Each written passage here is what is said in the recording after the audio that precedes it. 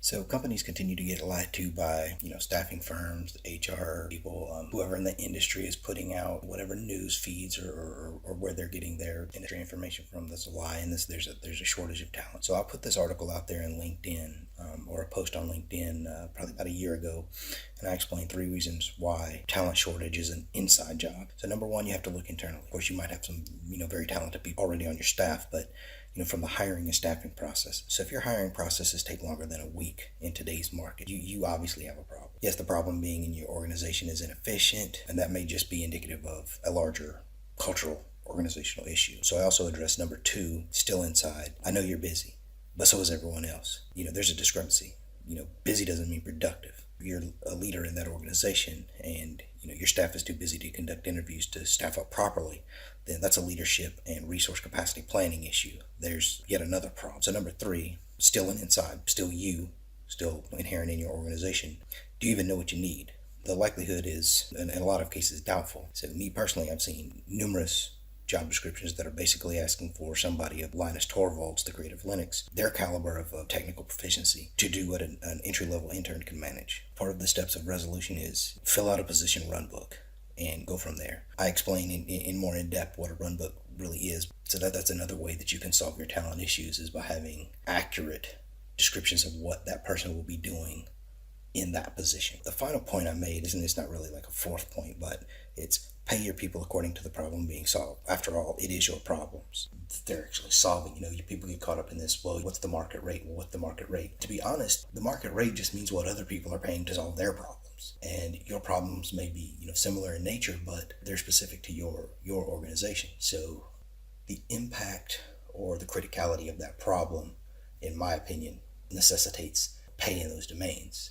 Trying to hire top caliber talent, but you're offering, low caliber pricing. Or maybe it's not even you that's offering low caliber pricing. Maybe you're offering high end pricing, but you're going through a staffing firm that's playing both ends against the middle. They're going to give you some candidate that's going to accept potentially a far low end of the scale compensation, and they're going to bill you at the rate which you've set. So they're in essence taking, I've seen 50 to 60% from the client perspective, between the client and the candidate. So do they have your best interest in mind? In a lot of these staffing situations, they really don't. And I'm not blaming recruiters or the staffing industry itself as a whole. You need to audit those practices. You need to send mock candidates through and doctor resumes and things like that, to send them through, to make sure that the vendors that you're working with from the staffing side are sending you the quality candidates. They are trying to pay what a quality candidate costs, and not just trying to make as much money as they can, and not really be concerned about long-term viability of success of your organization, or even the relationship between. There might be a one-off relationship from the vendor side. So I think this big lie, this big myth that's been touted by whoever of there's not enough talent, when the reality is the exact opposite. There's plenty of talent. You just have to look at internally. Do your processes match what someone of a high demand skill set would want to be involved in? And you won't know that if you just sit back and listen to the people that you've hired, listen to the people that you put in those positions, because you also have, in a lot of cases, I'm familiar with, that I've encountered, that some of my peers have encountered as well, is you have people that don't want to give up control of something from a job security perspective. Even though you might have 4 or 5 really high caliber candidates come in, and potentially even higher than the person that you have doing the actual hiring interview, or the hiring manager, they're going to pass on them because it's a control issue or job security, or which all boils down to an ego issue. And if you're not doing the steps to audit your practices, then you don't know, and you continue to get false feedback.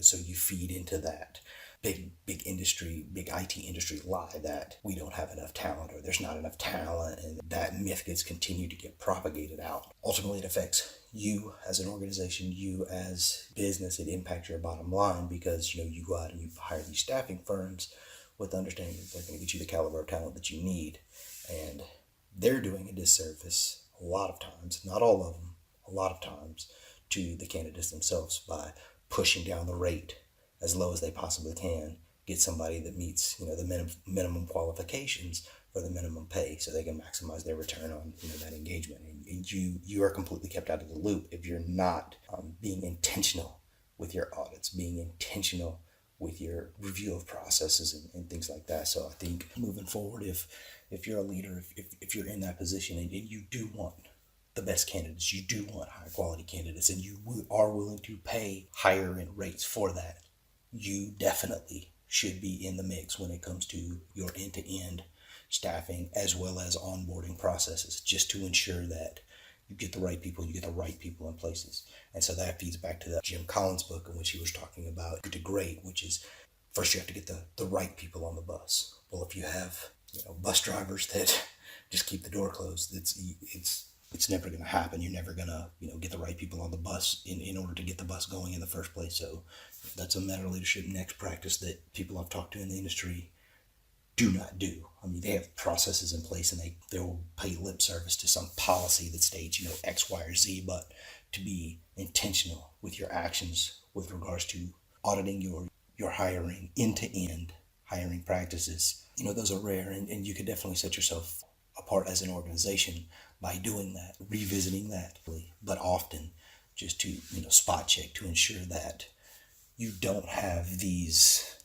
monolithic culture, festering from the inside.